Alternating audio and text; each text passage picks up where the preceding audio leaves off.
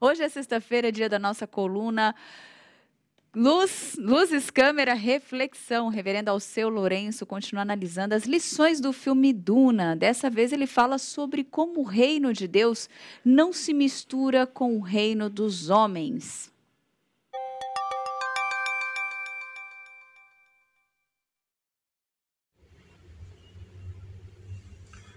Olá, amantes da sétima arte. Continua em cartaz Duna, parte 1. E esse é o nosso segundo vídeo sobre esse filme.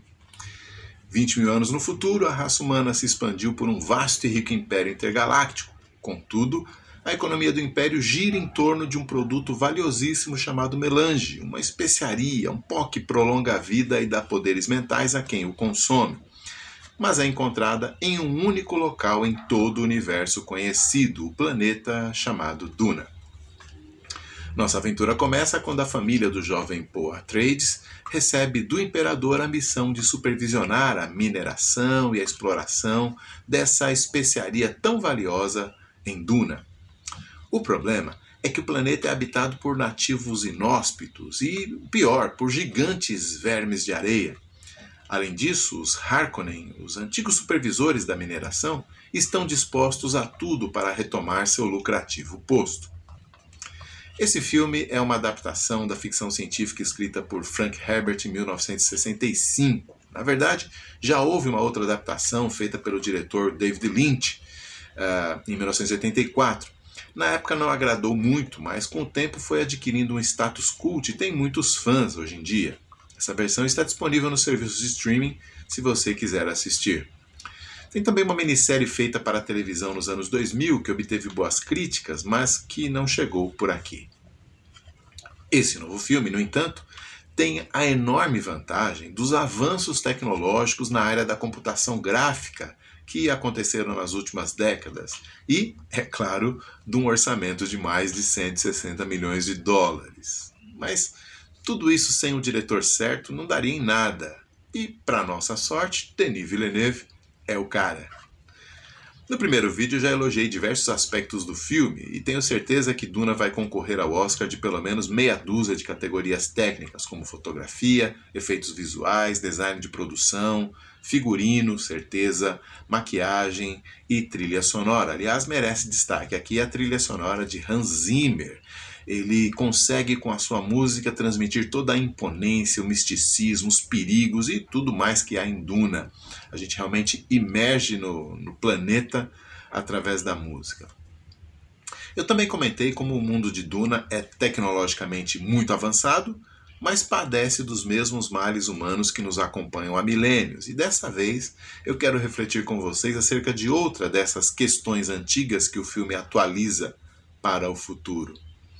E aqui fica o alerta de que haverá alguns spoilers leves quanto à trama. Então, se você se incomoda com isso e ainda não assistiu o filme, guarde esse filme para assistir depois, guarde esse vídeo para assistir depois. Pois bem, logo no início do filme nós descobrimos que Jéssica, mãe do nosso herói, faz parte de uma ordem religiosa feminina chamada Bene Gesserit. Com técnicas seculares, essas mulheres, e com a ajuda da especiaria lá, essas mulheres conseguem desenvolver habilidades físicas e mentais tão impressionantes que são vistas até por alguns como feiticeiras, como bruxas. Essa irmandade planeja dar à luz alguém que elas chamam de Kwisatz Haderach, uma figura messiânica capaz de dobrar o espaço e tempo, de ver passado, presente e futuro, e que está, segundo as profecias, destinada a liderar o universo para um futuro glorioso. No filme, a ordem religiosa desconfia que o jovem Paul Atreides possa ser o tal escolhido, mas enquanto aguardam a chegada e a confirmação dessa figura mítica, as Bene Gesserit estão profundamente envolvidas com a política do império, manipulando e seduzindo governantes e poderosos, alimentando no povo de Duna a esperança desse libertador que os conduzirá para uma guerra santa contra os seus opressores. Mas conforme atesta um personagem no filme, elas dizem que tudo fazem a serviço de um bem maior, mas elas servem mesmo aos seus próprios interesses. Com a sua mistura de elementos de cristianismo, sufismo islâmico, zen budismo e outras coisas, Duna apresenta uma visão bastante cética e ácida da religião, que era a visão do autor do livro, Frank Herbert.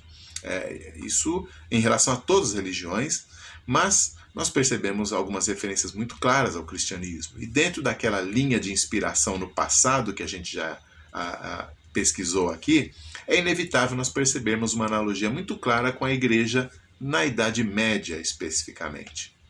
Naquela época, como nós sabemos, a igreja cristã quase se perdeu, usando a sua autoridade para levantar e derrubar reis, usando o poder civil dos reis para punir dissidentes e erradicar concorrentes, preferindo alcançar os pagãos com iniciativas colonizadoras violentas do que com o evangelho da paz, almejando um reino dos céus construído, no final das contas, por mãos humanas. A igreja nessa época ficou muito rica, muito poderosa, mas perdeu sua autoridade santa para salvar pecadores.